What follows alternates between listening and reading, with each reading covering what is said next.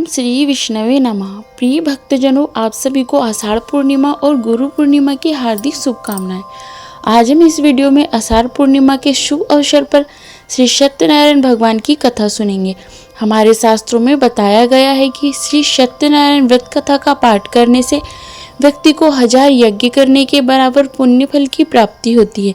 सत्यनारायण भगवान व्रत कथा में भगवान विष्णु के सत्य स्वरूप के बारे में बताया गया है। इस व्रत का पाठ करने से घर में सुख समृद्धि का वास होता है और भगवान विष्णु की कृपा हमेशा बनी रहती है। प्रिय भक्तों, हमारे शास्त्रों के अनुसार हर महीने पड़ने वाली पूर्णिमा के दिन सत्यनारायण भगवान की कथा सुनना या अपने घर में श्री सत्यनारायण भगवान की पूजा करवाना बहुत ही शुभ माना जाता है। इससे भगवान श्री हरि विष्णु और माता लक्ष्मी की कृपा सदैव सभी पर बनी रहती है।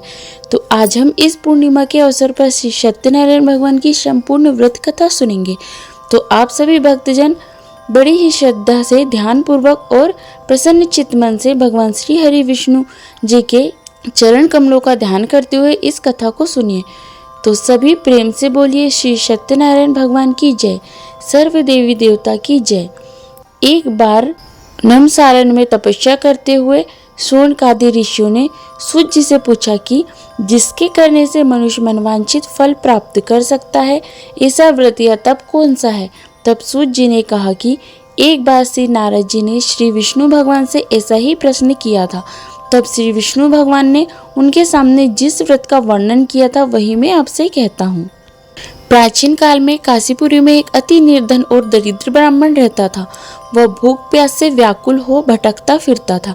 एक दिन उसकी दशा से व्यतीत होकर विष्णु भगवान ने बूढ़े ब्राह्मण के रूप में प्रकट होकर ब्राह्मण को सत्यनारायण व्रत का विस्तार पूर्वक विधान बतलाया और अंतर ध्यान हो गया। तब ब्राह्मण अपने मन में श्री सत्यनारायण व्रत को करने का निश्चय करके घर लौट आया और इसी चिंता में उसे रात भर नींद नहीं आई और सवेरे होते ही वह सत्यनारायण के व्रत का संकल्प करके भिक्षा मांगने के लिए चल दिया। और उस दिन उसे थोड़े ही परिश्रम में बहुत अधिक धन धान्य भिक्षा प्राप्त हुई और सायंकाल वह घर पहुंचकर उसने बड़ी श्रद्धा के साथ श्री सत्यनारायण भगवान का विधि पूर्वक पूजन किया और भगवान सत्यदेव की कृपा से वह थोड़े से ही दिनों में धनवान हो गया। और वह जब तक जीवित रहा तब तक महीने के महीने श्री सत्यनारायण का व्रत और पूजन करता रहा। और वह ब्राह्मण देह छोड़ने के बाद वह विष्णु लोक को गया। तब सूत जी पुनः बोले कि एक दिन वह ब्राह्मण अपने बंधु बांधवों के साथ बैठे ध्यान मग्न हो श्री सत्यदेव की कथा सुन रहे थे। तभी भूख प्यास से व्याकुल एक लकड़हारा वहां जा पहुंचा और वह भी भूख प्यास भूलकर कथा सुनने बैठ गया। और कथा की समाप्ति पर उसने प्रसाद ग्रहण किया और जल पिया। फिर उसने ब्राह्मण से इस कथा के बारे में पूछा तो उसने बताया कि यह सत्यनारायण जी का व्रत है जो मनवांछित फल देने वाला है। पहले मैं बहुत दरिद्र था और इस व्रत के प्रभाव से ही मुझे यह सब वैभव प्राप्त हुआ है। तब यह सुनकर लकड़हारा बहुत प्रसन्न हुआ और मन ही मन श्री सत्यनारायण के व्रत और पूजन का निश्चय करता हुआ लकड़ी बेचने के लिए बाजार की ओर चल पड़ा। और उस दिन लकड़हारे को लकड़ियों का दुगना दाम मिला और उन्हीं पैसों से उसने केले, दूध, दही आदि पूजन की तमाम सामग्री खरीद ली और घर चला गया। और घर पहुंचकर उसने अपने कुटुंबी पड़ोसियों को बुलाकर विधि पूर्वक सत्यनारायण का पूजन किया और सत्यनारायण की कृपा से वह थोड़े ही दिनों में संपन्न हो गया। तब सूत जी ने फिर कहा कि प्राचीन काल में उल्कामुख नाम का एक राजा था। वह और उसकी रानी दोनों बड़े धर्मनिष्ठ थे।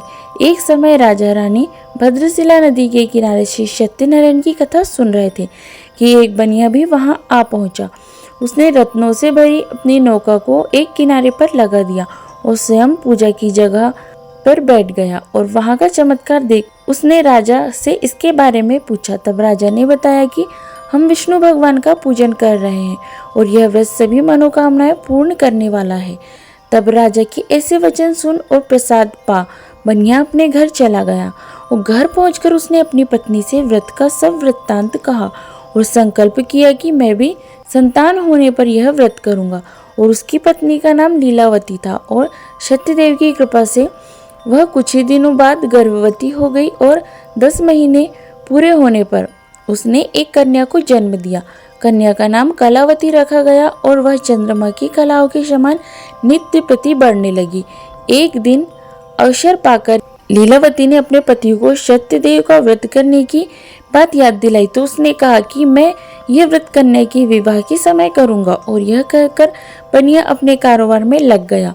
और जब उसकी कन्या विवाह के योग्य हो गई तो उसने दूतों द्वारा खोज करवाकर कंचनपुर नगर के बनिए के सुंदर और गुणवान बालक के साथ विवाह कर दिया। फिर भी बनिए ने सत्यनारायण का व्रत नहीं किया और इससे श्री सत्यनारायण भगवान रुष्ट हो गए। बनिया अपने दामाद को साथ लेकर समुद्र के किनारे रत्नसरपुर में व्यापार करने लगा। एक दिन रत्नसरपुरिया में व्यापार करते हुए वे दोनों विश्राम करने के लिए एक जगह पर ठहरे। तब राजा के सिपाही चोरों का पीछा कर रहे थे। चोरों ने जब देखा कि सिपाहियों से बचना कठिन है तो उन्होंने राजकोष से चुराए हुए तमाम धन को एक जगह फेंक दिया और स्वयं भाग गए। और वहीं बनिए का डेरा था और सिपाही चोरों को ढूंढते हुए उसी जगह पहुंच गए और उन्होंने दोनों बनियों को चोर समझकर पकड़ लिया। तब राजा ने दोनों बनियों को जेल में डालने का आदेश दिया और उनका धन कोष में जमा करा दिया। और श्री सत्यदेव के प्रकोप से लीलावती और कलावती भी बहुत दुख से दिन काट रही थी। एक दिन कलावती भूख प्यास से व्याकुल होकर एक मंदिर में चली गई। वहां श्री सत्यनारायण की कथा हो रही थी और वहीं बैठकर उसने कथा सुनी और प्रसाद लेकर रात होने पर घर पहुंची। तब माता ने देरी से आने का कारण पूछा। तब उसने सब बात कह दी। उसकी बात सुनकर लीलावती को अपने पति की भूली बात याद आ गई और उसने श्री सत्यदेव के व्रत का निश्चय किया। और उसने अपने बंधु बांधव को बुलाकर श्रद्धापूर्वक कथा सुनी और विनम्र भाव से प्रार्थना की कि मेरे पति ने संकल्प करके जो आपका व्रत नहीं किया उसी से आप अप्रसाद क्षमा करें। लीलावती की प्रार्थना से श्री सत्यदेव प्रसन्न हो गए और उसी रात्रि में श्री सत्यदेव ने राजा चंद्रकेतु को सपने में दर्शन देकर कहा कि प्रातः काल होते ही दोनों बनियों को जेल से छोड़ दो और उनका सभी धन उन्हें लौटा दो, वरना पुत्र और पौत्र समेत तुम्हारा राज्य नष्ट हो जाएगा। और इतना कहकर श्री सत्यदेव अंतर्ध्यान हो गए और राजा ने भी सवेरे होते ही दोनों बनियों को मुक्त करने का आदेश दिया और साथ ही उनका धन उन्हें लौटा दिया और बहुत सम्मान पूर्वक उन्हें विदा किया। तब दोनों बनिए आनंदित होकर अपनी नौका लेकर घर की ओर चल पड़े। तभी श्री सत्यनारायण भगवान सन्यासी के वेश में उनके समीप आए और बोले कि तुम्हारी नौका में क्या है। तब बनिए ने हंसते हुए उत्तर दिया कि नौका में लता पत्रों के सिवाय और कुछ भी नहीं है। यह सुनकर दंडी स्वामी ने कहा कि तुम्हारा वचन सत्य हो। तब स्वामी के चले जाने पर बनिए ने देखा कि नौका हल्की होकर ऊपर को उठ रही है। तब उसे बड़ा कौतूहल हुआ और जैसे ही देखा बेहोश होकर गिर पड़ा। किंतु दामाद ने कहा कि इस प्रकार घबराने से काम नहीं चलेगा, यह सब उन्हीं स्वामी की करामात है, चलकर उनसे प्रार्थना की जाए तो फिर वैसा ही हो जाएगा। तब दामाद की बात मानकर बनिया स्वामी के पास पहुंचकर उनके चरणों में गिर पड़ा और बार बार उनसे क्षमा मांगने लगा। और उनकी विनीत प्रार्थना से भगवान ने प्रसन्न होकर उसे इच्छित वरदान दिया और स्वयं उसी जगह अंतर्ध्यान हो गए। तब बनिए ने नाव के पास जाकर देखा तो वह धन रत्नों से भरपूर थी। तब उन्हें वहीं श्री सत्यदेव का पूजन किया और कथा सुनी। फिर वह घर की ओर चल दिए और अपने नगर के समीप पहुंचकर बनिए ने लीलावती के पास अपने आने का समाचार भेज दिया। और लीलावती उस समय श्री सत्यनारायण की कथा सुन रही थी। तब उसने अपनी पुत्री कलावती से कहा कि तुम्हारे पति और पिता आ गए हैं, मैं उनके स्वागत के लिए चलती हूँ। तुम भी प्रसाद लेकर शीघ्र ही नदी तट पर पहुँच जाना। और कलावती प्रसन्नता के कारण इतनी विमुक्त हो गई कि वह कथा का प्रसाद लेना भी भूल गई और तुरंत ही नदी के तट की ओर दौड़ पड़ी। और वह जो ही नदी के किनारे पहुंची त्यों ही उसके पति समेत नौका जल में डूब गई। और यह देख बनिया हाहाकार करके छाती पीटने लगा और लीलावती भी दामाद के शोक में विलाप करने लगी। और कलावती अपने पति की खड़ाऊ लेकर सती होने को तैयार हुई। तभी आकाशवाणी हुई कि हे वणिक, तेरी कन्या सत्यनारायण के प्रसाद का निरादर करके अपने पति से मिलने के लिए आतुर होकर दौड़ आई है। यदि वह प्रसाद लेकर फिर आए तो उसका पति जी उठेगा।